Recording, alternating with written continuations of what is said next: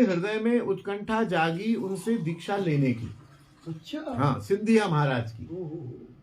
वे दल बल सहित गोवर्धन पहुंचे, लाला बाबू के सामने प्रणाम करके उनसे दीक्षा के लिए प्रार्थना की। उन्होंने कहा, महाराज, अच्छा यहाँ देखिए, अब एक सिद्धांत और आ रहा है, एक सिद्धांत और आ रहा है। उन्होंने कहा, महाराज, यदि भगवान को पाना चाहते हैं तो केवल दीक्षा से कुछ नहीं होगा। बहुत से ऐसे हैं, गुरुजी हमें दीक्षा दिला दीजिए। अरे दीक्षा की पहले पात्रता हो, मैं दे देता हूं अभी दीक्षा, लेकिन दीक्षा से क्या होगा? कुछ नहीं सर। उन्हें पाने के लिए दोनों हाथ बढ़ाने होंगे। एक हाथ से संसार को पकड़े रहोगे, दूसरे हाथ से उनके चरण स्पर्श करना चाहोगे तो उनके चरणों की प्राप्ति कभी नहीं होगी। यदि दीक्षा भी ले लो तब भी। सही बात। समझने की, श्रोताओं को समझने की जरूरत है। मेरे पास हर चौथे दिन एक कोई दीक्षा लेने का प्रश्न आ जाता है, गुरुजी वो फलाने संत से दीक्षा कैसे मिलेगी, हमें आप दीक्षा दे दीजिए, हमें आप दीक्षा दिला दीजिए।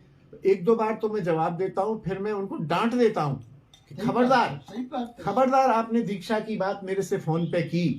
अगर दीक्षा की बात करनी है तो आप वृंदावन आइए, पहले मैं आपको तो देखूं, आपको दीक्षा के नियम तो बताऊं, आप उनको पूरा कर पाएंगे कि नहीं कर पाएंगे। नहीं गुरुजी, हम वृंदावन नहीं आ पाएंगे, वृंदावन नहीं आ पाएंगे तो दीक्षा को भूल जाओ, जो कर रहे हो करते रहो। सही बात। कुछ पाने के लिए कुछ इनपुट देना पड़ेगा।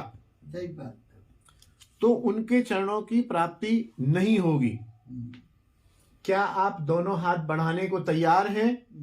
संसार को त्याग दीजिए और एक हाथ से उनके चरणों को पकड़ लीजिए। सही बात। सिंधिया महाराज ने कहा, प्रभु आप ठीक कह रहे हैं, मैं दोनों हाथ बढ़ाने के स्थिति में नहीं हूं। सही बात।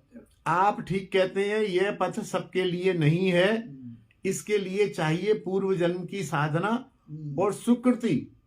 इतना कहकर वे लाला बाबू के चरणों में प्रणाम करके गोवर्धन से चले गए। इसी प्रकार ब्रज में जो भी आता लाला बाबू की प्रशंसा सुन उनके दर्शन अवश्य करता। उनकी गुफा के सामने इतनी भीड़ होने लगी कि वे भीड़ से परेशान हो गए और चुपचाप किसी निर्जन स्थान में चले गए।